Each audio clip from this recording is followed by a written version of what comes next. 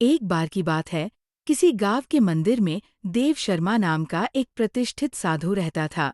गांव में सभी उसका सम्मान करते थे। उसे अपने भक्तों से दान में तरह तरह के वस्त्र, उपहार, खाद्य सामग्री और पैसे मिलते थे।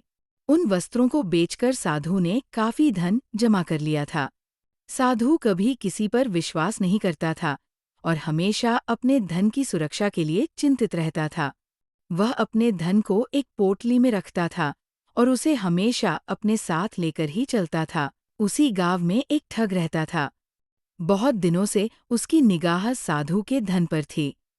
ठग हमेशा साधु का पीछा किया करता था, लेकिन साधु उस गठरी को कभी अपने से अलग नहीं करता था। आखिरकार उस ठग ने एक छात्र का वेश धारण किया और उस साधु के पास गया।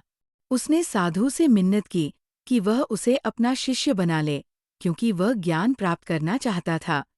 साधु तैयार हो गया और इस तरह से वो ठग साधु के साथ ही मंदिर में रहने लगा। ठग मंदिर की साफ सफाई से लेकर अन्य सारे काम करता था और ठग ने साधु की भी खूब सेवा की और जल्दी ही उसका विश्वास पात्र बन गया।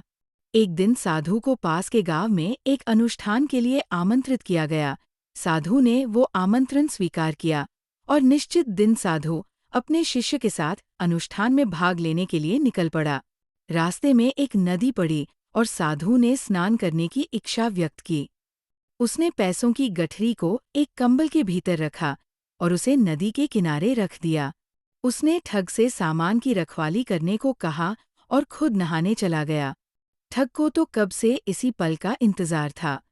जैसे ही साधु नदी में डुबकी लगाने गया, वह रुपयों की गठरी लेकर चंपत हो गया। इस कहानी से हमें ये शिक्षा मिलती है कि सिर्फ किसी अजनबी की चिकनी चुपड़ी बातों में आकर ही उस पर विश्वास नहीं कर लेना चाहिए। मुंह में राम बगल में छुरी रखने वाले लोगों की इस दुनिया में कोई कमी नहीं है। इनसे हमेशा बच के रहें।